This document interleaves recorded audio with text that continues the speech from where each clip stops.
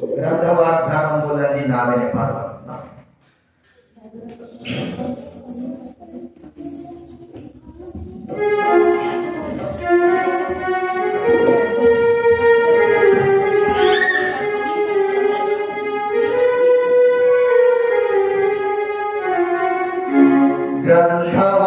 గ్రంథవాగ్దానములన్నీ నావే నాదియాధ్యాయము వరుసమజమను కాననిత్యమే వాగ్దానములు గ్రంథవాగ్దానములన్నీ నావే.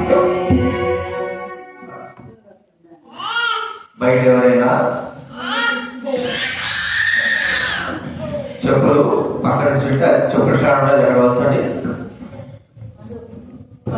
ఆరాధన అయిపోయిన తర్వాత చేసుకో, పని చేసుకునే రమ్మకి ఆరాధన అయిపోయిన తర్వాత వాక్యం అయిపోయిన తర్వాత అర్థం వేసి రమ్మని చెప్పేసి ఎవరు బయట చెప్పులు కింద వదలద్దు, పైన వదలండి.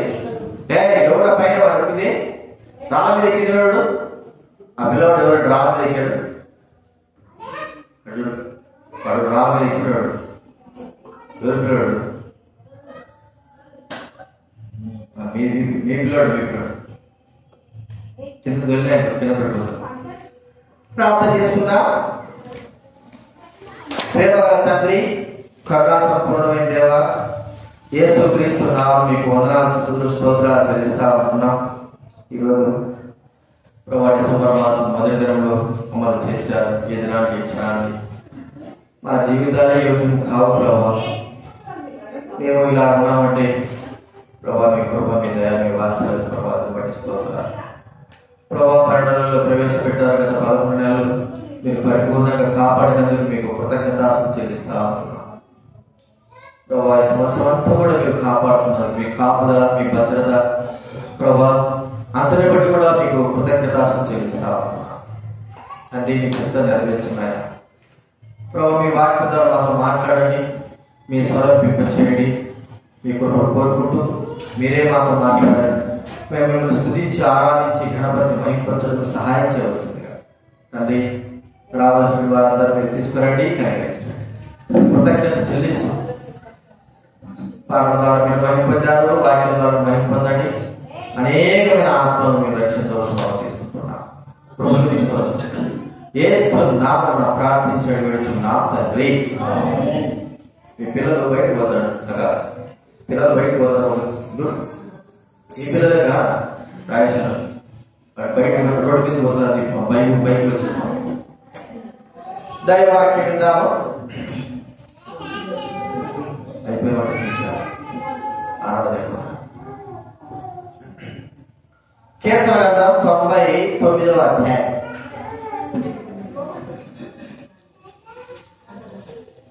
మన యొక్క పిల్లలు ఎవరు బయట ఉండద్దు, బయట లోపలికి వచ్చేయండి. ఎవరు బయట ఉండద్దు, బయట తిరగకూడదు, లోపలికి.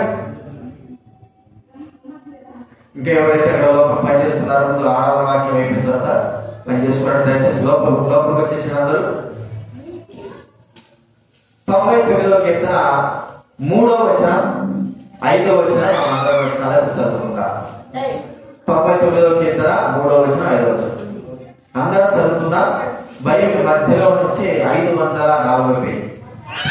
బైబిల్ మధ్యలో నుంచి 504. 99వ కీర్తన 3వ వచనం 5వ వచనం. భయంకరమైన నీ గొప్ప నామమును వారు స్తుతించరు. యెహోవా పరిశుద్ధుడు. మన దేవుడు యెహోవా ఘనపతుడి. ఆయన పాదపీఠం మీద సాగినోడి. ఆయన పరిశుద్ధుడు. దేవుడు పరిశుద్ధుడు. ఈ పరిశుద్ధతను బట్టి మనము ప్రభువును స్తుతించి గౌరవిస్తా ఉన్నాం. ఆయన పరిశుద్ధత ఎంత గొప్పది అనేది ఏ మానవుడు చెప్పలేడు. అంత గొప్పది ఆయన పరిశుద్ధత. మరి వివరించలే కూడా. ఎంతో గొప్ప పరిశుద్ధత కలిగినటువంటి ఆ దేవుడు నిరంతరము స్తోత్రార్హుడై ఉన్నాడు. సూర్యోదయం కూడా సూర్యాస్తం వరకు నిరంతరము స్తోత్రార్హుడై ఉన్నాడని దైవగ్రంథం మనకు సెలవిస్తాం. కాబట్టి ఆయన గొప్పతనాన్ని, ఆయన యొక్క మరి ఆ మహిమను, ఆయన ఆ గొప్ప తనాన్ని అంతా కూడా కనబరిచి మహిమపరచాలి. దైవవాక్యంలో ప్రకటన గ్రంథం, బైబిల్ గ్రంథంలో ప్రకటన గ్రంథం 7వ అధ్యాయం, బైబిల్ గ్రంథం నుంచి 232 పేజీ, 7వ అధ్యాయం 9వ వచనం నుంచి 12వ వచనం వరకు మనందరం కూడా కలిసి చదువుకుందాం. బైబిల్ గ్రంథం నుంచి 232, బైబిల్ గ్రంథం లాస్ట్ 232 పేజీ చూడండి. 7వ అధ్యాయం 9వ వచనం నుంచి 12వ వచనం. ఒకవేళ నేను ఒక వచ్చిన నేను 9 చదువుతా, మీరు 10 తర్వాత చదువుతున్నా. అటు తర్వాత నేను చూడగా ఇదిగో ప్రతి జనములో నుండి, ప్రతి వంశంలో నుండి, ప్రజలలో నుండి, ఆయా భాషలు మాట్లాడే నుండి వచ్చి ఎవరినో లెక్కింపజాలని గొప్ప సమూహము కనబడను. వారు తెల్లని వస్త్రములు ధరించుకున్న వారే ఖర్జూరపు పంటలు చెదపట్టుకుని సింహాసనం ఎదుటను గొర్రెపిల్ల ఎదుటను నిలవబడి, సింహాసనం మా దేవుడిని, మా గొర్రెపిల్లను, మా రక్షణ మహాశక్తితో దేవదూతలందరూ సింహాసనం చుట్టూను, పెద్దల చుట్టూను, ఆ 4 జీవుల చుట్టూను నిలవబడి ఉన్నది. వారు సింహాసనం సాగిపడి ఆమె యుగ యుగములకు వరకు మా దేవుని స్తోత్రమును, మహిమయు, జ్ఞానము, కృతజ్ఞత, స్తుతియు, ఘనతయు, శక్తియు, బలమును కలుగును గాకని చూపుచు దేవునికి నమస్కారము చేసి ఆమేన్.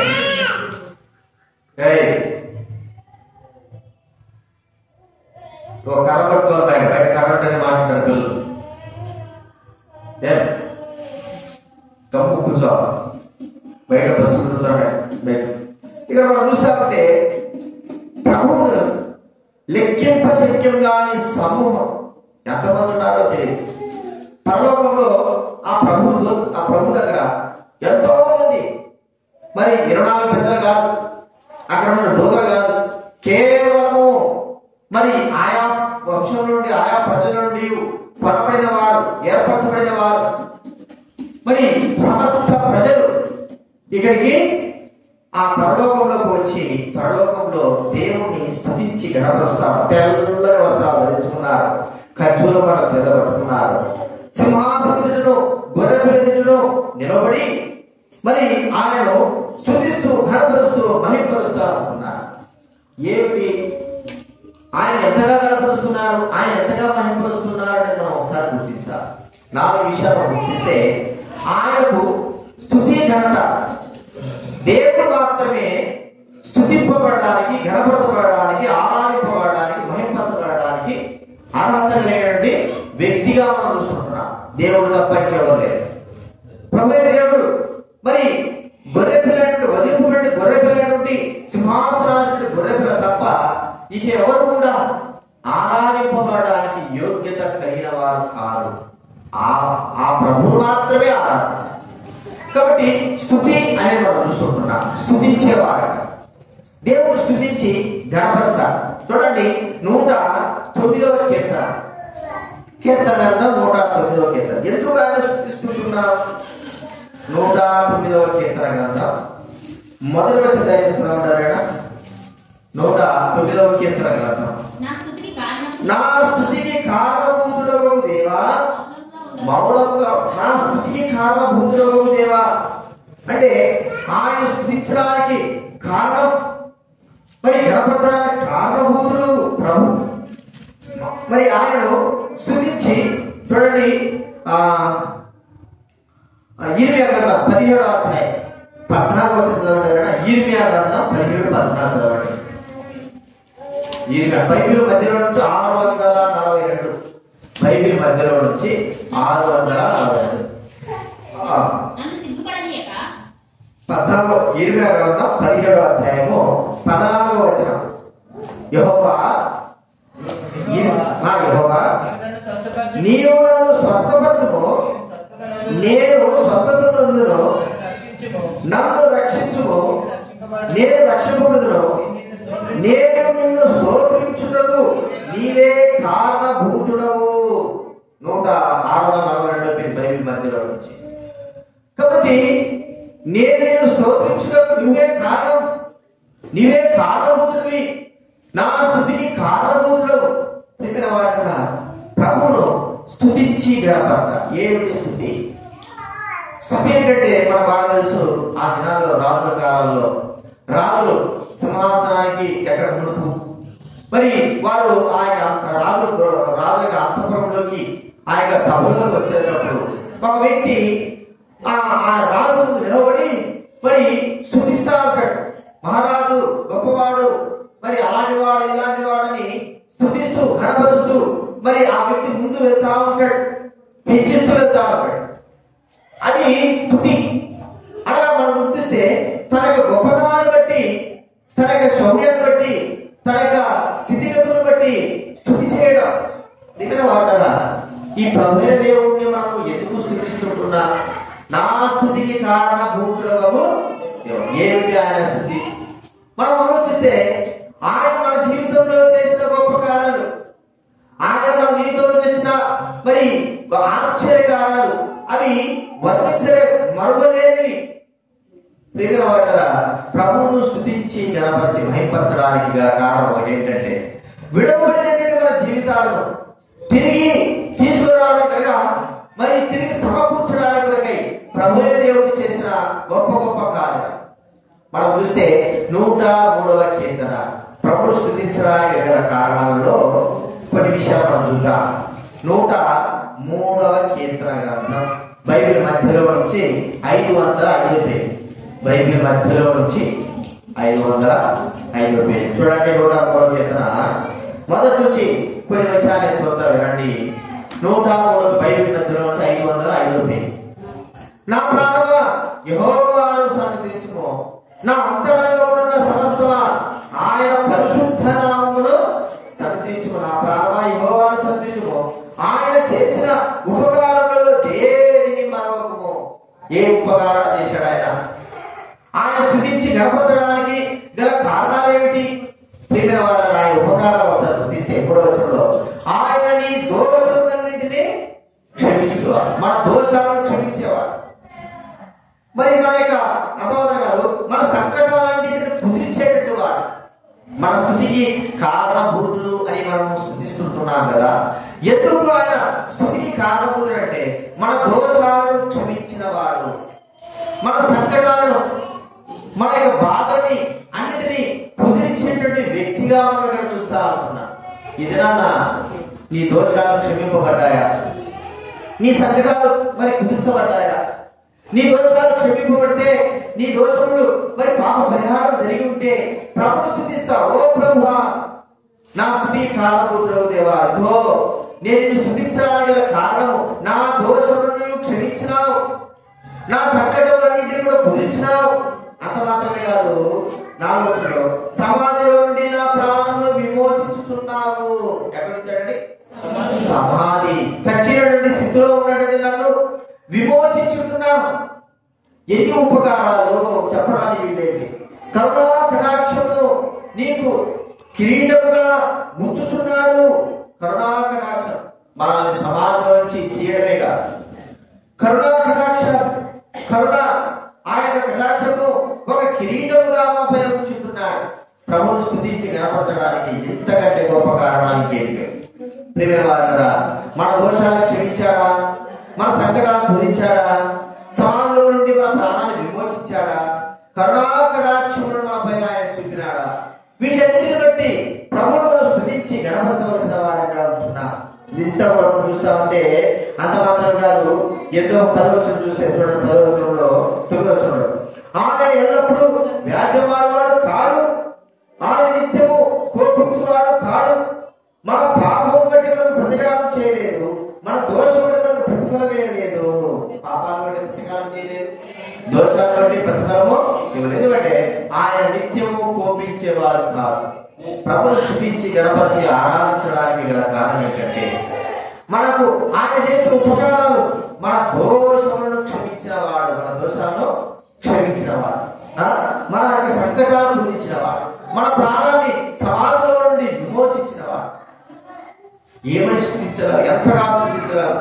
ఎంత స్తుతించినా కూడా ఆ స్తుతి తక్కువే. 3వ మన స్తుతి కారణభూతుడు ఆ పరిశుద్ధుడైన దేవుడు స్తుతింపబడడానికి యోగ్యత కలిగిన వాడు. ఆ పరిశుద్ధుడైన దేవుడు గణపరచడానికి మరి స్థుతికి మరి అర్హత కలిగిన వాడు. ఏ వాడు గాని, ఒకవేళ రాజులు గాని పెద్దలు గాని మరి స్థుతించుకుంటారేమో గాని వారు ఆ అర్హతకు సంబంధించిన వారు కాదు, అర్హత కలిగిన వారు కాదు. ఈ యొక్క పరిశుద్ధుడైన దేవుడు, ఈ ఉపకారైన దేవుడు ఆయన మాత్రమే మనకు స్థుతికి కారణభూతులకు దేవుడు చూస్తా ఉంటున్నాం. ఇది మనం మొట్టమొదటి చూస్తే కృతజ్ఞతాస్థుతి, కృతజ్ఞత చేపించేటువంటి స్థుతి అనేది మనం గుర్తించాలి. రెండోది మనం చూస్తా ఉంటే ఆయన ఘనపరిచి భయపరుస్తున్నటువంటి ఆ యొక్క పెద్ద సమూహంలో ఆయన ఘనత గలవాడని ప్రభువును స్థుతి ఎంత గొప్పగలవాడు మనం చూస్తా ఉంటే యెహోవా ఘనత కలిగిన. చూడండి యెషయా గ్రంథం 3వ అధ్యాయం, యెషయా గ్రంథం 3వ అధ్యాయం 5వ వచనం చదవడమేనా?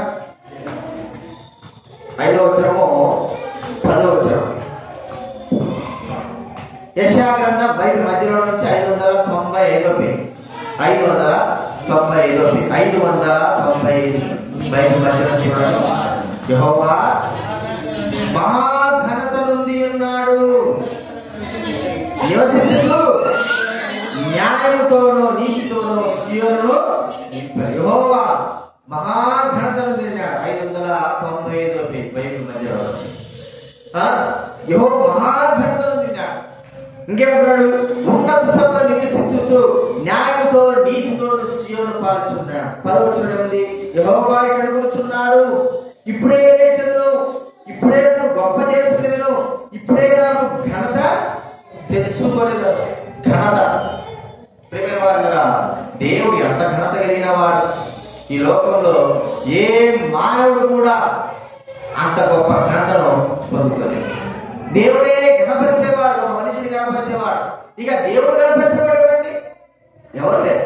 ఈ భూలోకంలో ఆ గొప్ప ఘనత మనకిచ్చాడు. దేవుడు గణపరిచి మహిమపరిచేటువంటి అర్హత, బాధ్యత. ప్రియమైన వారు మాటలు గమనిస్తే ప్రభువైన యేసుక్రీస్తు వారిని గణపరచడానికి గల కారణం ఏంటంటే యేసుక్రీస్తు వారు అన్నిటికంటే ఘనత కలిగిన వారు. బైబిల్ గ్రంథంలో యేసు ప్రభువు అన్నాడు, నేను దేవాలయం కంటే గొప్పవాడు. గణపరచడానికి గల కారణం ఏంటి? ప్రభువైన యేసుక్రీస్తు వారు ఎలాంటివాడండి? దేవాలయం కంటే గొప్ప. దేవాలయం ఎంత గొప్పది? దేవాలయము ఎంతో గొప్పది. ఇప్పటికైనా సరే యెరూషలేములో పడగొట్టబడిన దేవాలయ స్థానంలో ఇంకా దేవాలయం కట్టాలి. ఆ దేవాలయము దేవుడు నివసించే స్థలము, మరి మందసము ఉన్నటువంటి స్థలము, కరుణాపీఠం దగ్గర దేవుడు నివసించే స్థలము. ఆ దేవాలయాన్ని ఏ మానవుడు కూడా చులకన చేయడానికి లేదు. గణపరచాల్సిందే. ఘనతను, ఆ గొప్ప ఘనత బైబిల్ గ్రంథంలో ఉంది. సొలొమోను భక్తుడు కట్టించినటువంటి గొప్ప మందిరము. ఏదంటే గొప్ప మందిరం, గొప్ప దేవునికి గొప్ప గొప్ప మందిరం. ఈ భూలోకంలో ఇప్పుడు కూడా అలాంటి యొక్క ఘనత కలిగి ఉండలేదు. చూడండి అంత గొప్ప ఘనత ఏ ఏ ఏ ఏ దేవాలయం ఉందండి? మనం చూస్తాంటే భూలోకంలో దేవాలయాలు బంగారంతో కదా. అమృత్సర్ లో ఏముంది? బంగారపు దేవాలయం. దాన్ని ఏమంటారని సిక్కుల మతాల నుంచి ఆ గోల్డెన్ టెంపుల్ కదా, ఆ బంగారపు దేవాలయం. అంత దేవాలయమే, అంత దేవాలయం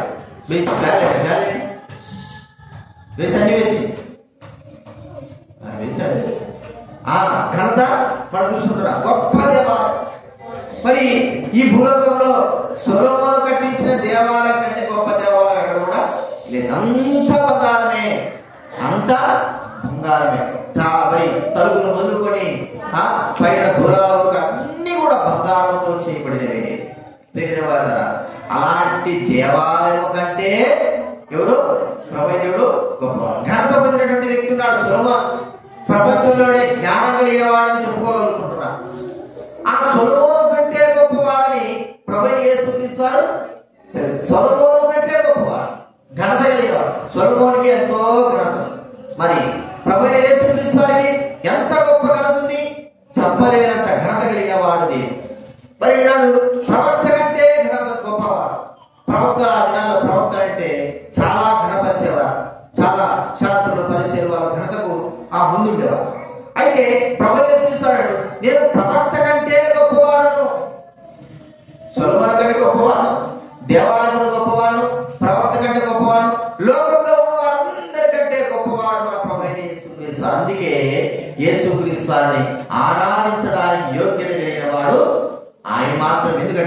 ఆయనే మరి ఘనతను పొందడానికి అర్హత కలిగినవాడు. అందుకే దేవదూతలు కావచ్చు, కెరూబులు కావచ్చు ఎవరు కనపరుస్తారు? ఎవరు కనిపెట్టాడు? ఇక్కడ గొర్రె పిల్ల తండ్రి అనే దేవుణ్ణి ఏం చేశారు? గణపరుస్తున్నారు. ఇంక వేరే వాళ్ళు గణపరచలేదు. అక్కడ దేవదూతలు ఉన్నారు, పెద్ద దేవదూతలు ఉన్నారు. ఆ దేవదూతలు కూడా దేవుడు గణపరుస్తున్నారు. మరి 24 మంది ఉన్నారు, వారు కూడా దేవుడు గణపరుస్తున్నారు. గొప్ప సమూహం ఉంది, వారు కూడా దేవుడు గణపరుస్తున్నారు. దేవుడు మాత్రమే ఘనతకు పాత్రుడైన వాడు. కాబట్టి ప్రభువును మనం స్తుతించి ఆరాధించి, ప్రభువా మరి దేవాలయం కంటే గొప్పవాడివి, సొలొమోను కంటే గొప్పవాడివి, ప్రవక్త కంటే గొప్పవాడివి, పరలోకమున్న దూతలు 24 పదల కంటే గొప్పవాడివి, ఇక ఎవరు కూడా మిమ్మల్ని గణపరిచిన రీతిలో గణపరచబడడానికి యోగ్యత లేనివాడు. ఎందుకంటే నీవు పరిశుద్ధుడైన దేవుడు, పవిత్రుడైన దేవుడు, పరిశుద్ధత కలిగిన వాడు. దయ్యాలు కూడా ఎవరు గణపరుస్తున్నాయి చెప్పండి? దయ్యాలు కూడా నువ్వు దేవుడు పరిశుద్ధుడివి అని దేవుడు గణపరుస్తా ఉంటున్నాయి, దేవుడు మహిమపరుస్తుంటున్నాయి. సర్వోన్నతమైన దేవుడు కుమారుడా అని దయ్యాలు కూడా ప్రభువును స్తుతించి మహింపరిచి గణపరుస్తున్నాయని మనం ఒకసారి గుర్తించుకోవాలి. ఇది రెండవదిగా దేవుని గణపరుస్తున్నటువంటి ఆ యొక్క వేలాది మంది, వందలాది మంది ప్రజలు స్తుతించడానికి, స్తుతికి కారణం మనం చూస్తూ వచ్చారు కదా. మరి మన పాపంలో దోషం తీసేశాడు, సంకటాలను పూరించాడు, సమాజం నుంచి విడిపించాడు, మనల్ని మన దోషాలకు కావాల్సినటువంటి శిక్ష తొలగించాడు, కరుణాకటాక్షములకు నిలిపేశాడు. ఘనత అంటే ఎవరు? ఈ భూలోకంలో ఎంతో మంది ఘనత కలిగిన వారు, వారందరికంటే ఘనత మొట్టమొదటి ఘనత దేనికి ఉందంటే దేవాలయానికి ఘనత. రెండవ ఘనత భూలోకంలో సొలొమోను ఎంతో జ్ఞానవంతుడు, ప్రపంచంలోనే జ్ఞానవంతుడు, మరి ప్రపంచంలోనే అత్యధికమైన ఐశ్వర్యవంతుడు. ఆ వ్యక్తికి ఉన్న ఘనత కంటే గొప్పవాడు. మరి ప్రవక్తలైన వారు, గొప్ప గొప్ప ప్రవక్తలు, వారి కంటే గొప్పగా ఘనత కలిగిన వాడు కలిగిన వారు కదా. ఇక ఆయన ఘనతకు మరి అంత గొప్ప ఘనత కలిగిన వాడని మన ప్రభులో స్తుతిస్తుంటున్నాం. అంత మాత్రమే కాదు, ఆ ప్రభువైన దేవుడు వారు ఏం చేస్తున్నారంటే మహిమ పరుస్తుంటున్నారు. కీర్తన గ్రంథం 24వ అధ్యాయం చదవండి. కీర్తన గ్రంథం 24వ అధ్యాయం 10వ వచనం చదవండి. మహిమ గల ఈ రాజు ఎవడు? సైన్యములకు అధిపతి యెహోవాయే, ఆయనే మహిమ గల రాజు. మహిమ గల రాజు ఎవరండి? సైన్యములకు అధిపతి యెహోవా. దేవుడు మహిమ. ప్రభు అన్నాడు, నా మహిమను నేను ఎవరికి ఇచ్చివాడక, మహిమతో నిండి ఉన్న దేవుడు కదండి. బైబిల్ మధ్యలో 443 మహిమతో నిండి ఉన్న దేవుడు. ఎంత మహిమ! ఆయన మహిమ దగ్గరికి ఎవరు కూడా వెళ్ళలేరు. ప్రియమైన వారు ఒకసారి మనం గమనిస్తే ఆయన మహిమ అంటే తేజస్సుతో నింపబడింది. బైబిల్ గ్రంథంలో నిర్గమకాండ 40వ అధ్యాయంలో చూడండి.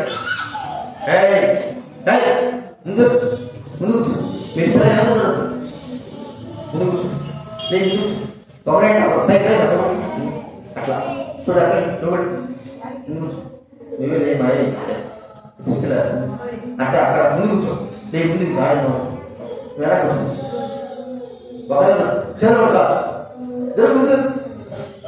అంటే గోడనే చూపులతో గోడనే రావు. నిర్గమకాండ 40వ అధ్యాయం చివరి వచనం చూడండి.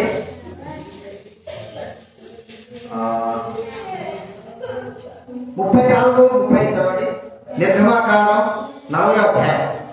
అప్పుడు మేఘము ప్రత్యక్ష గుడారము కమ్మగా యెహోవా తేజస్సు మందిరమును నింపెను. ఆ మేఘం మందిరం మీద నించుడు చేత మందిరము యెహోవా తేజస్సు నిండిన కనుక మోషే ప్రత్యక్ష గుడారంలోనికి వెళ్ళలేకుండాను. మోషే ప్రత్యక్ష గుడారంలో వెళ్ళలేకుండా కారణం ఏంటంటే దేవుని మహిమతో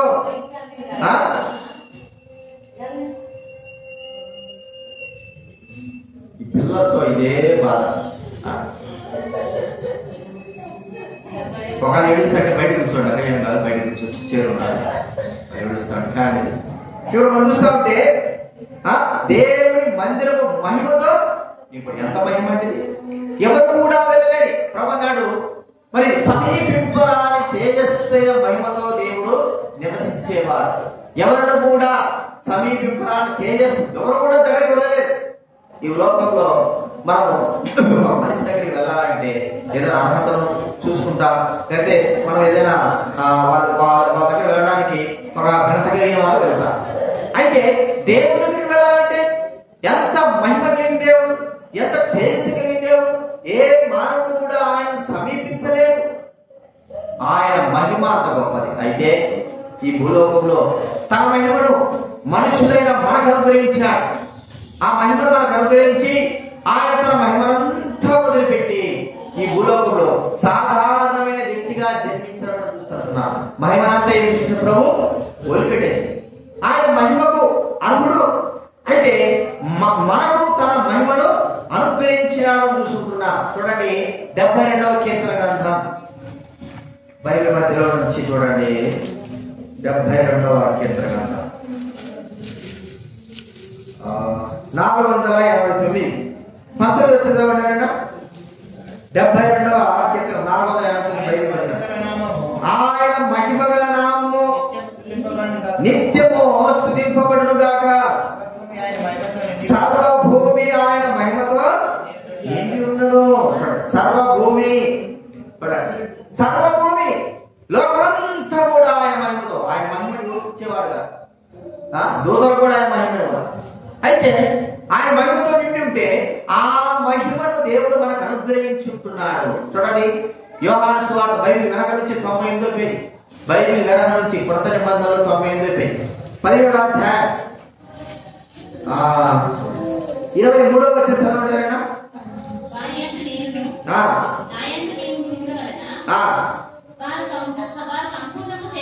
వారు సంపూర్ణము చేయబడి నీవు నన్ను పంపితివనియు ప్రేమించితివనియు నాకు అనుగ్రహించిన మహిమలో ఎవరికి ఇచ్చాడండి? మహిమ దేవుడికి అనుగ్రహించిన ప్రభు యేసుక్రీస్తు వారికి మరి అనుగ్రహించిన మహిమ మనకు అనుగ్రహింపబడింది అని మనం గుర్తించాలా. దేవుడు తండ్రిని దేవుడు కుమారుడైన యేసుక్రీస్తు వారికి ఏ మహిమ ఇచ్చాడో అదే మహిమను మనకు అనుగ్రహించుకుంటున్నాడు. ప్రియమైన వారలారా, దేవుడు తన మహిమను ఎవరికి ఇచ్చేవాడు కాడని యెషయా గ్రంథం చూస్తే చూడండి. యెషయా గ్రంథం మనకు ఒక మాట ఉంది. 42వ అధ్యాయం బైబిల్ మధ్యలో నుంచి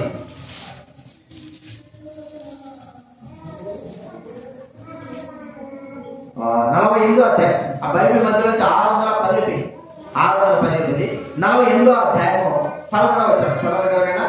610 బైబిల్ మధ్యలో నుంచి 610 48వ అధ్యాయం 11వ వచనం చదవగలరా?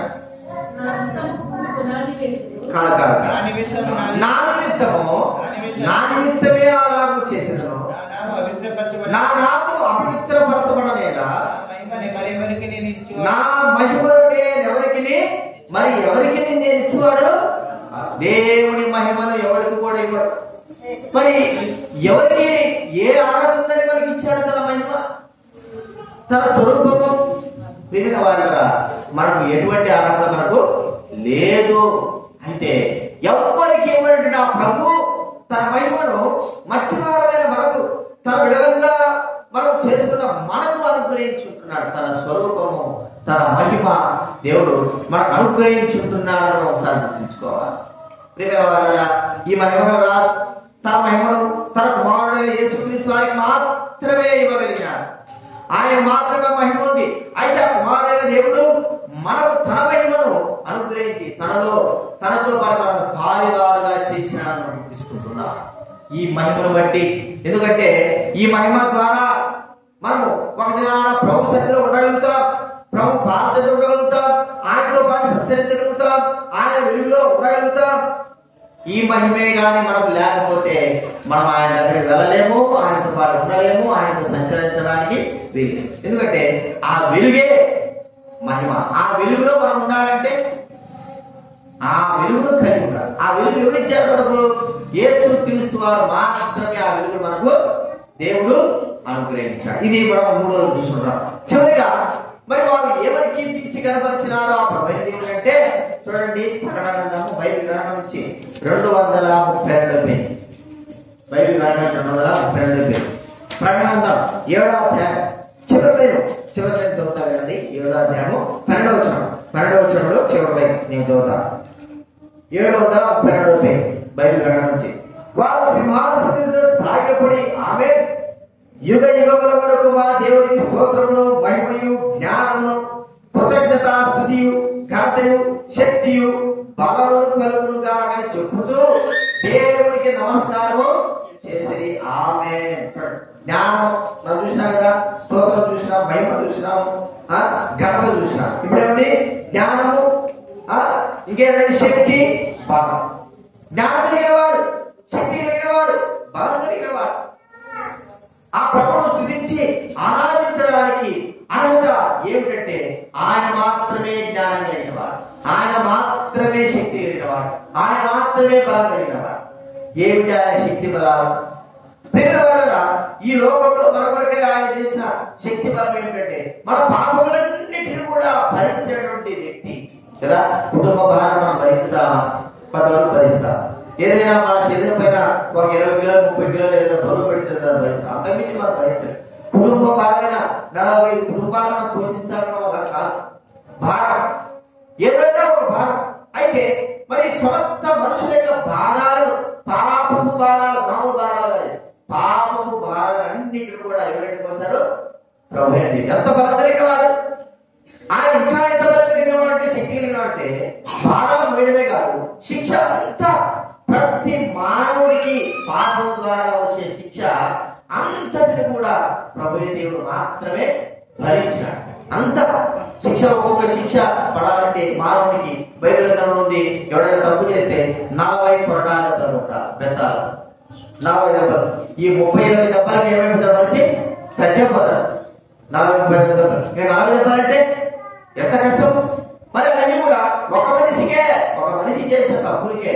మరి లోకంలో ఉన్న అందరి యొక్క పాపాలను యొక్క శిక్ష యేసుక్రీస్తు వారి యొక్క శరీరం ఎలా భరించింది. అందుకే ఆయన గురించి రాకుంది, ఆయన స్వరూపమైనను సొగసైనను లేకుండా ఎక్కడ చూసినా కూడా ఆయన శరీరం అంతా కూడా పడాదెబ్బలతోనే నిండిపోయి ఉన్నది.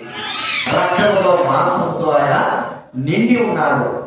ఇదంతా కూడా ఏంటి? పాపము శిక్ష. ఎవరు ఎట్లా భరించగలిగినాడు?